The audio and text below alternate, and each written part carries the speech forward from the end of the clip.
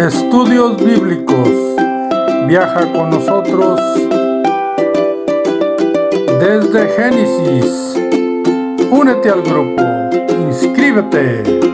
En algunas ocasiones, las personas cuando van y leen el libro de Levítico dicen, no lo entiendo. Y porque no lo entienden, lo dejan de leer y de estudiar. Mas, sin embargo, si nosotros nos detenemos y ponemos atención en algunos detalles, comprenderemos de qué manera se cumple la palabra, tal y como dice Hebreos, donde dice que el Nuevo Testamento son los bienes y que el Antiguo Testamento es la sombra de los bienes venideros, que se cumplirían en Cristo. Bienvenidos a Vida en la Verdad. Te saluda el Pastor Márquez y estamos estudiando el libro de Levíticos y vamos en el capítulo 21. Hago un paréntesis rápidamente y te digo, para poder tener una buena conocimiento acerca de lo que estamos estudiando, necesitamos ir paso a paso a través de la Biblia. Así es que te invito para que con tiempo tú mires lo que ya hemos estudiado y empezamos desde Génesis. Dirás tú, es demasiado. Pero si lo haces paso a paso, lo lograrás. Nosotros vamos en Levíticos y vamos a ir al capítulo 21, versículo 10. Y dice así: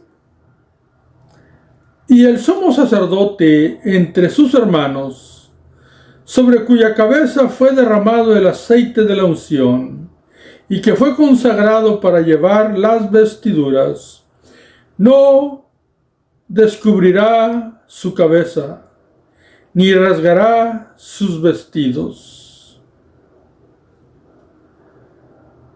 En el video anterior se habló sobre los sacerdotes que no eran sumos sacerdotes, pero estaban bajo el ministerio sacerdotal en diferentes trabajos que se hacían en el tabernáculo con relación a la administración de la gente y la administración delante de Dios. Así es que ahora la Biblia habla sobre el sumo sacerdote, la persona más importante escogida por Dios para el ministerio de la intercesión y llevar a cabo los sacrificios más importantes en todas las fiestas del pueblo judío, tanto como la Pascua como en el día de la expiación también, y otros que ya hemos estudiado.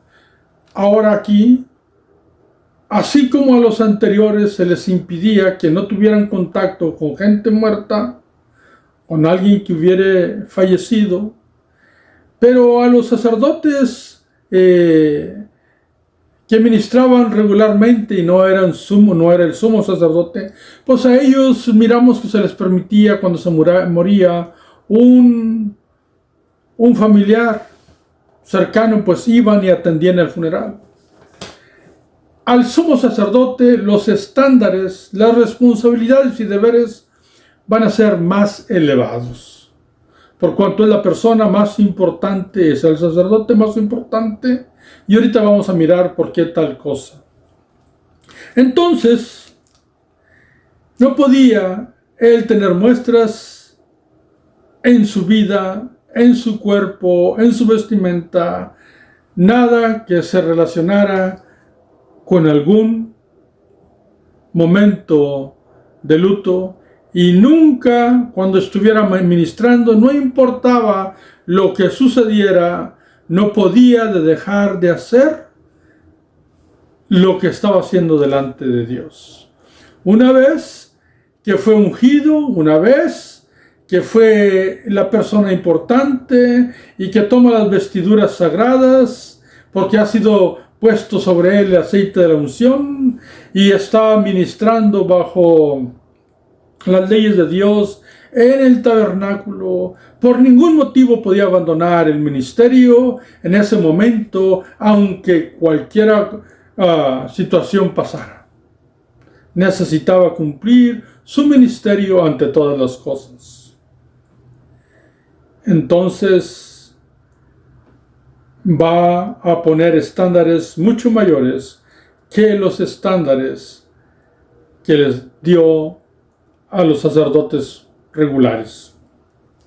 Y dice el versículo 11, ni entrará donde haya alguna persona muerta, ni por su padre ni por su madre se contaminará.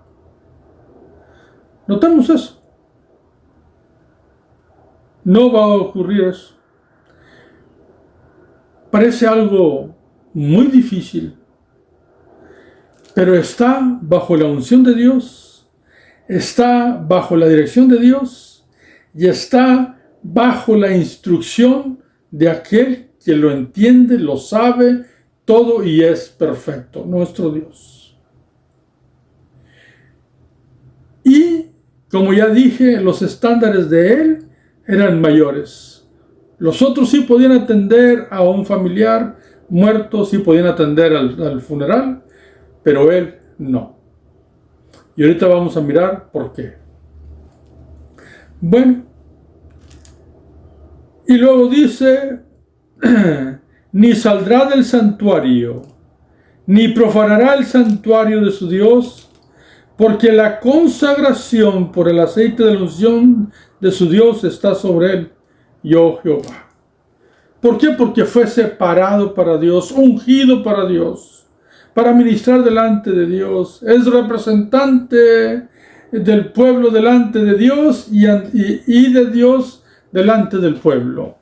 Es la persona que intercede por todos y que lleva lo más importante de los sacrificios. Él no puede faltar, no puede ceder su lugar, no puede salirse aunque pase lo que pase.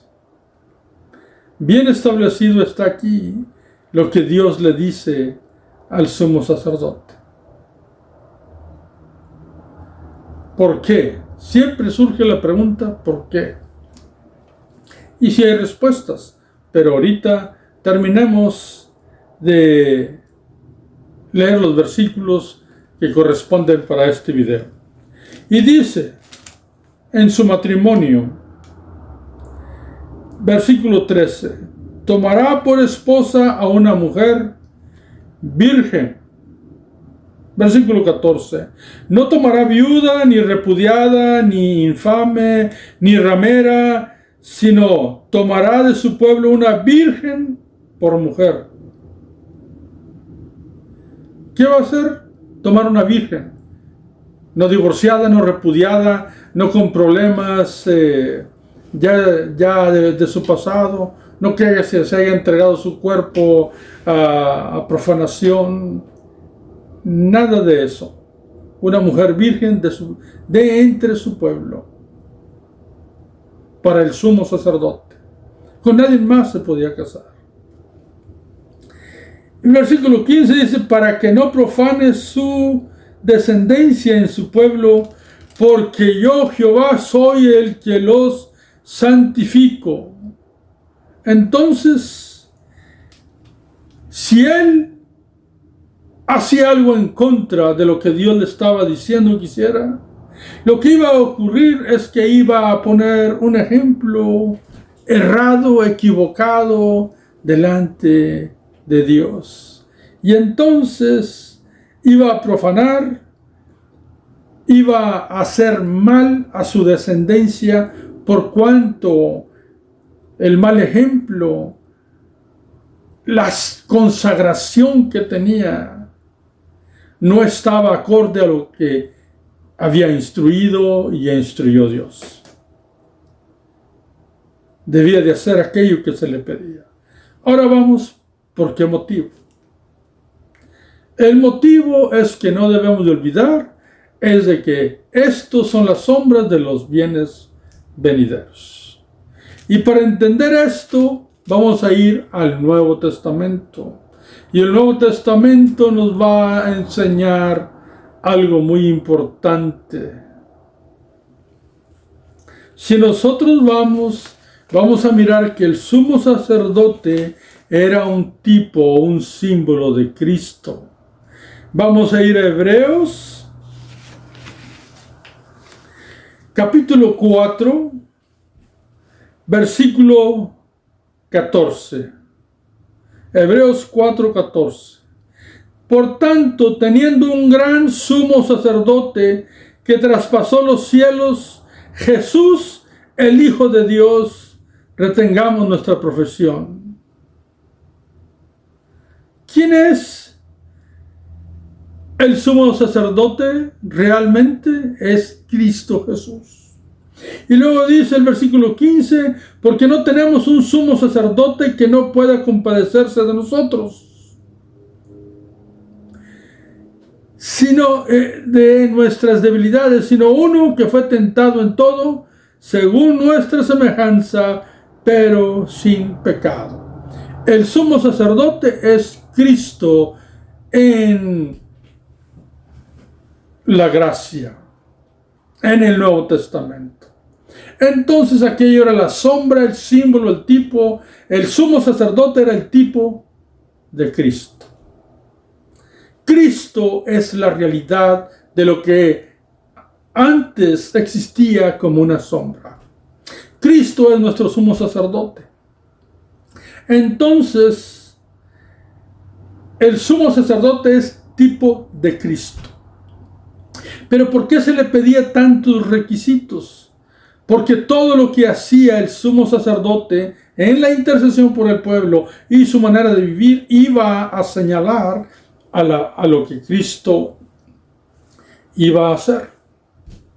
Y ya hizo, por cierto. Entonces, si el sumo sacerdote es un tipo de Cristo, la esposa del sumo sacerdote antiguo era un símbolo de la iglesia de Cristo. Entonces, la esposa que se casaba, la mujer que se casaba con el sumo sacerdote del Antiguo Testamento, según el pacto del Levítico, pues era símbolo de la iglesia. Y aquella mujer tenía que ser virgen, tenía que ser no repudiada, tenía que ser limpia del pueblo, etcétera, etcétera. Y sabemos que porque se iba a ser su esposa, entonces tenía que tener esas características. Y nosotros sabemos que es símbolo de la iglesia porque en Efesios capítulo 5, cuando habla del matrimonio y Pablo enseña sobre la semejanza del matrimonio y de Cristo y su iglesia, la toma como si fuera su esposa. Ahora, algunos dicen la novia, pues bueno, la relación que tiene Cristo con su pueblo. Y dice así, Efesios 5:25, maridos, amad a vuestras mujeres así como Cristo amó a la iglesia y se entregó a sí mismo por ella, para santificarla, habiéndola purificado en el lavamiento del agua por la palabra. Versículo 27, a fin de presentársela a sí mismo una iglesia gloriosa, que no tuviera mancha, ni arruga, ni cosa semejante, sino que fuese santa y sin mancha. Por eso se le pedía antiguamente al sumo sacerdote que fuera una virgen sin mancha. Entonces, como es símbolo de la iglesia, Cristo lo hizo y se la presenta a sí mismo como una virgen pura. Inclusive Cristo habló de las vírgenes que esperaban al novio. La iglesia la espera y debe de esperarla santa y pura. Cuando Cristo murió y nosotros le aceptamos, Él lavó y quitó nuestros pecados. Y como su iglesia debemos de conservar nuestra pureza. No es que al morir Él, a través de su gracia, uno puede hacer lo que quiera. Eso es una enseñanza tremendamente equivocada. No, Él quiere que nos conservemos agradándole a Él, y por eso Él intercede por nosotros, aún ahora abogando por nosotros, porque si alguno peca, pues vamos y le pedimos perdón y Él quita nuestra maldad. Pero no se trata de hacer lo que quiera. Entonces, por eso se le pedía en el antiguo tiempo una mujer virgen para dar en matrimonio al sumo sacerdote. Ahora entendemos cuál es el motivo allá. Ahora, ¿por qué no se le permitía tener contacto con los muertos? Ni aun su padre ni su madre. ¿Por qué? Porque no debía de tocar corrupción ni tener contacto con la muerte en ningún aspecto. Y ahora bien, ¿eso qué significa? Significa que Cristo nunca iba a tener contacto con la corrupción. Y la corrupción es lo que significa y hace la muerte. ¿Dónde sabemos eso? Pues si tú vas a Hechos, capítulo 13, versículo 37, bien dice, mas aquel a quien Dios levantó no vio corrupción. Nosotros sabemos que Cristo Jesús, vencedor de la misma muerte, estuvo en la tumba, pero resucitó. No, la muerte no lo hizo mirar corrupción en su cuerpo. Entonces el antiguo sumo sacerdote no tenía contacto con la muerte porque no tocaba corrupción, porque Cristo Jesús no iba a tocar corrupción tampoco. Porque el Padre, aleluya, porque resucitó, el Padre lo resucitó, Él resucitó, el Espíritu Santo lo resucitó. La deidad estaba allí en acción y Cristo no vio corrupción. Y entonces entendemos por qué dice en Levíticos lo que dice con relación al sumo sacerdote. Ahora tenemos un sumo sacerdote que es Cristo, tenemos una virgen, una iglesia pura, santa, consagrada a Él, y así debemos de conservarnos, porque Él va a ser tomada como esposa de Cristo. ¿Y por qué no tenía contacto con los muertos? Porque Cristo Jesús no tocó corrupción. Y así nosotros podemos entender aquella escritura. Creo que esto es maravilloso. Así es que, mis amados hermanos, te invito a que continuemos estudiando el libro de Levíticos. Por hoy, hasta ahí vamos a mirar. Pero en el próximo video continuaremos en lo que dice, porque después va a hablar de la familia que él tendría y de algunas personas que podrían tener algunos asuntos en sus vidas.